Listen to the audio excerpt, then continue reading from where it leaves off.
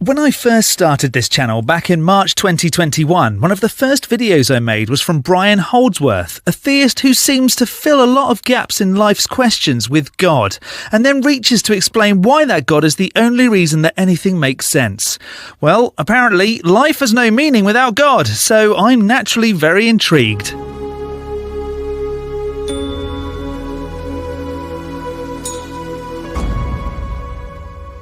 Hello, I'm the Skeptic. I watch videos on YouTube that make extraordinary claims, whether that's flat earth or strange conspiracies, but mostly the claim that a God is real, and then explain why I can't accept their position. Before we get into today's video, please do subscribe, hit that bell notification to be alerted for my next video, and drop a like.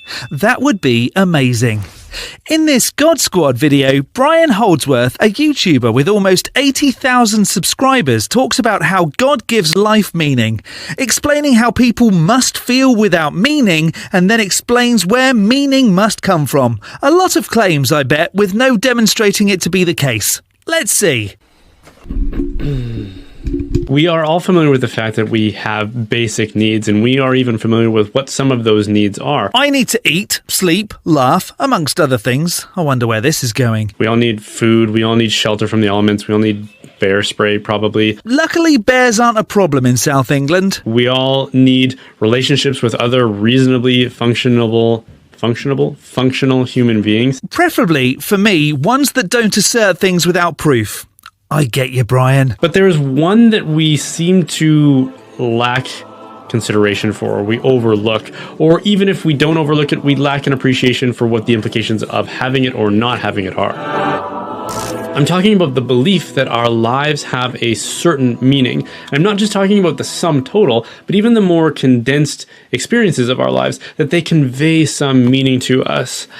We may see this in the most pronounced way when someone is going through some kind of a crisis. That is when we are most likely to earnestly ask the question, why? Why is this happening to me? In the hopes that we can grasp some kind of meaning that will help us survive this situation. Why does it have to be negative?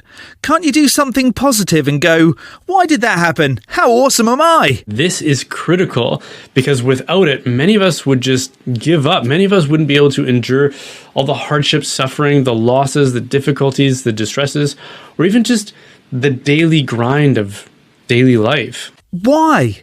Haven't you ever heard of, if at first you don't succeed, try again? Maybe if you fail at something, you question your failure and give up. Most of us don't want to be doing that work or suffering through those kinds of experiences.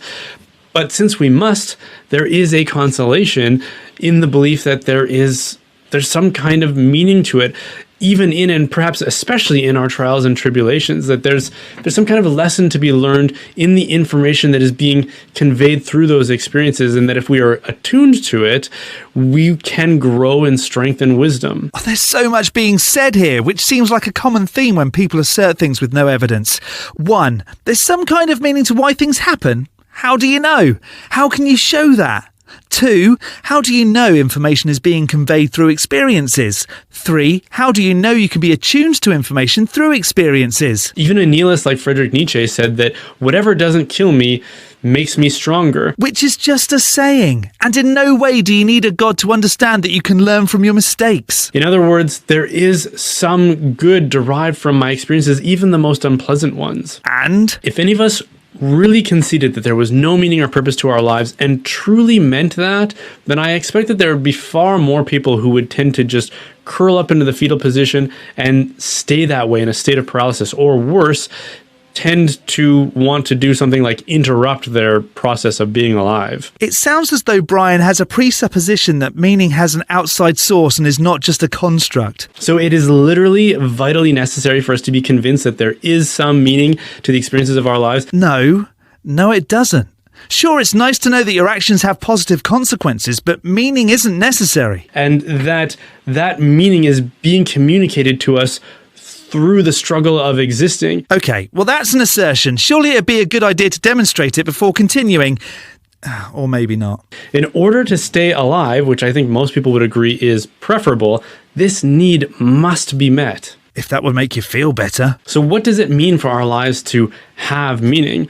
Well, I would want to answer that by way of an analogy. Imagine you're walking down a trail and you happen upon an arrangement of rocks just scattered about.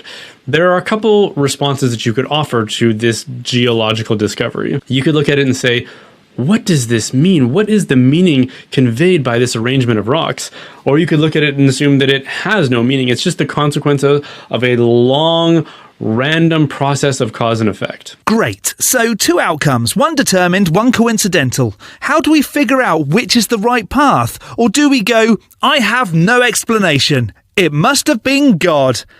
No, we don't. The former scenario where you ask yourself, what does this mean, is another way of asking, what does this communicate? That's what the question means. It's a way of asking what information, what knowledge, what wisdom that I don't currently possess is being communicated to me as long as I discern the facts that are available to me, which is this arrangement of rocks. If you're getting a message from a set of rocks, I would really have to question your integrity. And the only way that it can communicate something to you is if there is a will and an intellect communicating something to you by it, because it takes an intellect to arrange information and compose it in such a way that it can be received by another intellect, and it takes a will to actually perform the process of communicating it, whether it be through words, smoke signals, an arrangement of rocks, or through a written language. But you'd have to demonstrate it was arranged, not just assume it was, because like you said earlier, it may not have been. If you're on the other end of this kind of a communication protocol and you ask,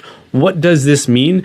You are assuming that there is an intellect and a will on the other end of that transaction trying to communicate the apparent meaning to you. But does assuming it make it true? And so it is with our lives. We cannot ask questions like, what does this mean? What is the meaning of my life? Or what do particular experiences mean? And what information is being conveyed to them? Unless you assume that your life is derived from an intellect and a will who is communicating this information to you through those experiences. Which is why it's far easier to say, I don't know why that happened. I wonder if I can avoid it happening again or make it happen again, but in a better way.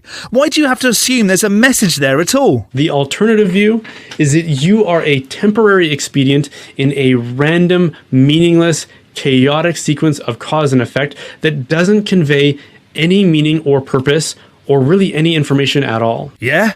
What of it? And that might be a logical conclusion based on a particular interpretation of the evidence that is available to us. And one which is far more reasonable to end at, I don't know why that happened, instead of assuming that there's a message there, especially since you can't demonstrate that there even is a message. But if you do make that conclusion, then the least logical thing you can do after that is try to retain some belief that such an existence is still imbued with meaning.